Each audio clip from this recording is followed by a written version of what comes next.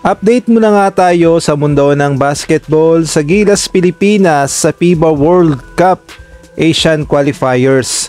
Coach Tim Cone nagpaliwanag kung bakit si RJ Abarientos ang pinili na makapasok sa Final 12 ng Gilas. Samantalang sa magiging laban naman nila sa Guam, do or die pala. Bakit kaya? Ngunit bago tayo magpatuloy, ipindot naman ang like, subscribe, at ang notification bell para updated ka sa susunod kong i-upload.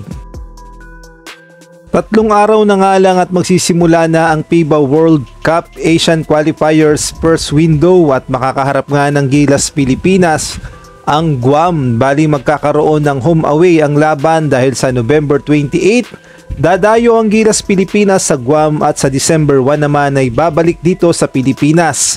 At ang magiging laban pala nila sa Guam ay do or die dahil dito nga nakasalalay ang pagpasok ng Gilas Pilipinas sa FIBA World Cup naman sa 2027 na gaganapin sa Qatar. Kaya naman hanggat maaari ay hindi dapat matalo ang Gilas Pilipinas sa kamay ng Guam at manalo sila dapat ng 2 beses upang tumaas ang tsansa nilang makapasok sa FIBA World Cup.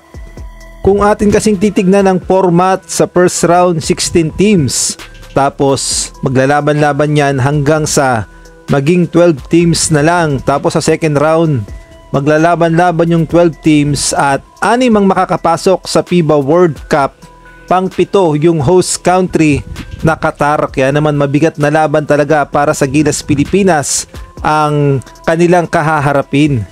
At bukod pa nga sa FIBA World Cup ay target din ng Gilas Pilipinas na makapasok sa 2028 LA Olympics dahil kung atin ngang babalikan ay 1972 pa ang huling pasok ng Gilas Pilipinas sa Olympics na nangyari sa Germany.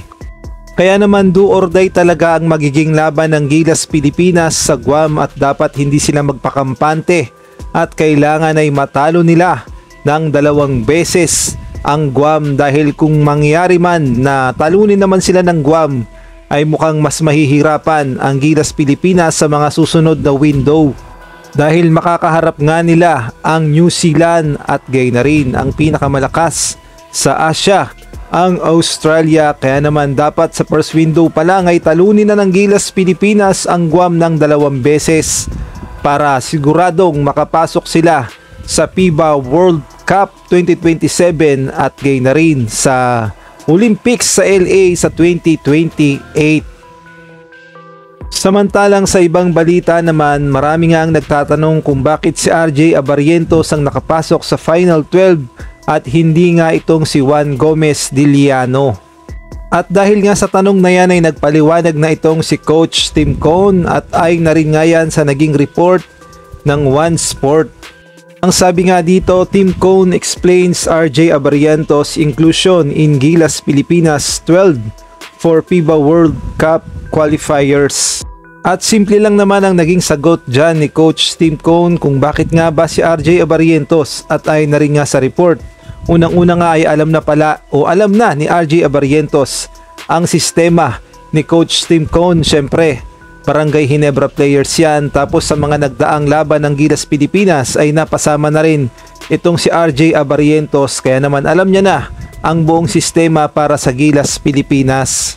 Kaya naman pinagkatiwalaan talaga siya ni Coach Tim Cone at ipinasok itong si RJ Abarientos para sa Gilas Pilipinas kontra nga sa Guam. Ngunit hindi naman ibig sabihin ay itsapwera na itong si Juan Gomez Diliano dahil hindi pa nga tapos ang laban ng Gilas Pilipinas at may second window pa nga kung saan mas mabigat ang makakalaban, ang New Zealand at gayon na rin ang Australia at malamang baka doon magamit itong si Juan Gomez Diliano.